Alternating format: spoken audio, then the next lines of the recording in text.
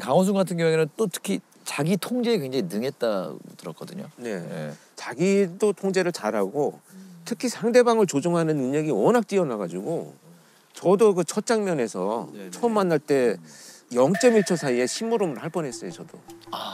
이렇게 들어가서 문 열고 들어가는 순간에 이야기하려면 물이라도 들고 와야지 맨손으로 오시면 안 되죠. 이렇게 얘기를 하는 거예요. 저도 모르게 그냥 물 가지러 가거든요. 이게 심부름 하는 거예요. 그러니까 내가 널 통제하고 있어라는 강렬한 메시지를 주는 건데 그 0.1초 사이에 아차 얘가 사이코패스였구나. 물은 내가 필요할 때 갖다 줄게. 나는 지금 너하고 이야기를 나누러 왔어. 그렇게 먼저 아주 친절하고 단호한 의사표현을 했죠. 근데 보면은 그 사이코패스라는 게 사실 이제 캐나다나 북미 대륙 범죄자를 대상으로 표준화를 한 거거든요. 그래서 우리나라 범죄자를 묘사하는데 좀 괴리가 있는 지점이 있는데 제가 생각할 때는 사이코패스라는 그 상에 가장 맞는 한국의 범죄자가 강호순인 것 같아요.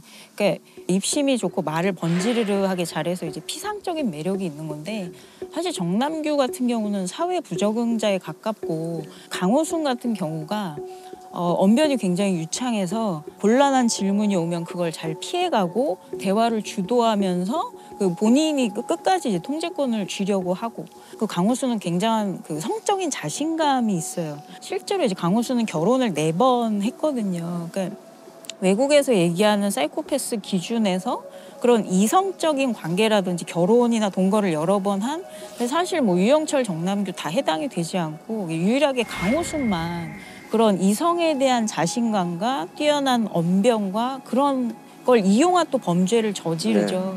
저는 강호순의 특성이 가장 잘 드러났던 그 면담 중에 했던 말이 피해자에 대해서 미안함을 생각해 본 적은 없지만 생각해 보면 미안하겠죠. 이렇게 이야기를 한 부분. 근데 그 안에서도 이제 공감 능력이 없고 감정이 굉장히 얕고 피상적이고 그리고 죄책감도 없고 후회도 없고 이런 특성들이 그 안에 잘 드러나는 것 같아요. 그래서 저는 그 이제 일부 자백을 하고 있을 때 이제 투입이 돼서 자백을 하기 위한 면담을 시작을 했는데 이 손을 이렇게 탁자를 치면서 나하고 이럴 시간에 DNA라도 하나 더 찾는 게 빠를 텐데 이런 얘기를 했었어요. 그래서 제가 충분히 찾고 있어. 며칠 걸릴 텐데 찾을 거야 걱정하지 마. 이런 식의 대화가 진행이 됐거든요. 그러니까 뭐 어떤 이 범죄를 왜 저지르는 이런 게 아니고 통제하고 통제당하고 막 나도 너 막 통제하고 막 이런 치열한 기싸움이 느껴지네요. 이미 뭐 벌을 덜 받게 해주세요. 뭐 이런 마인드는 없는 거죠. 없어요. 존재하지도 않아요. 그러니까 강력 범죄자들이 공통적으로 통제하려는 심리를 다들 많이들 갖고 있는 것 같아요. 물론 사람이 다 살아가면 누구나 좀 약간 내 마음대로 조종하고 통제하는 욕구들은 있어요. 근데 그게 너무 지나치다는 건데 특히 범죄 상황에 있어서는 강호순과 이춘재가 결이 상당히 비슷한 범죄자입니다. 이 범죄자들의 특징이 뭐냐면 결박이에요. 그 결박이 갖는 의미는 피해자를 살려둔 상태에서 최대한의 나의 모든 환상과 할 수 있는 일들을 다 성취하겠다라는 욕구에서 나온 거거든요. 그래서 범행 도구를 사용하지 않고 피해자의 의복으로만 결박을 해요. 이춘재도 결박이 굉장히 많이 나왔고 그런데 이춘재 사건에서 보면 우리가 8차 사건에 억울한 분이 이제 밝혀졌잖아요. 이때 왜 그랬냐면 결박이 나타나지 않았거든요. 그래서 패턴이 바뀌었다라고 그 당시 수사에서는 판단했던 거예요.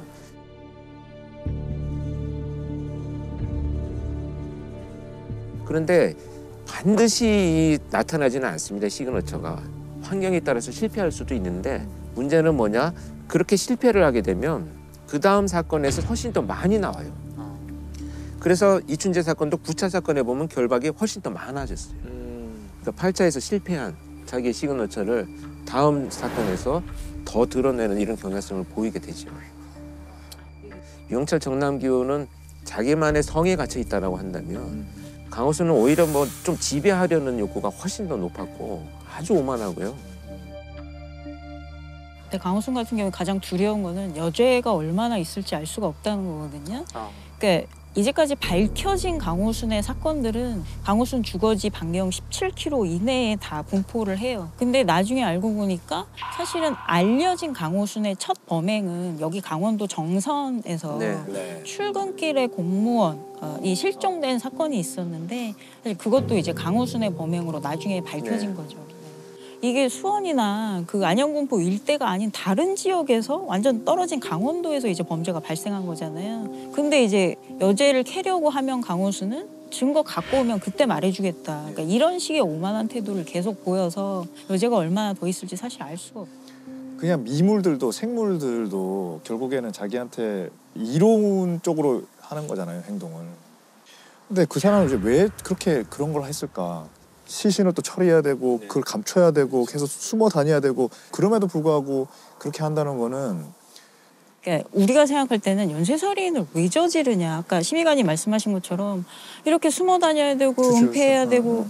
근데 제가 이춘재 진술을 보면서 느낀 게 그냥 해요.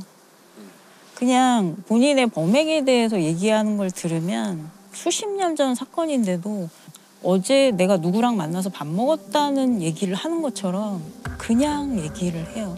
그러니까 그런 연쇄살인의 원인을 찾고자 하는 거는 일반인들의 시각이고 저희가 밥 먹고 뭐 일하고 하는 것처럼 정말 아주 자연스럽게 그 행동을 하고 또 거기에 대해서 진술을 하더라고요. 그러니까 진짜 무서운 거는 그냥 한다는 거, 그 사람들은. 유영철을 제가 이제 연쇄살인범으로 처음 만나서 하루 동안 면담을 했는데 사실 더 잔혹한 얘기가 많거든요.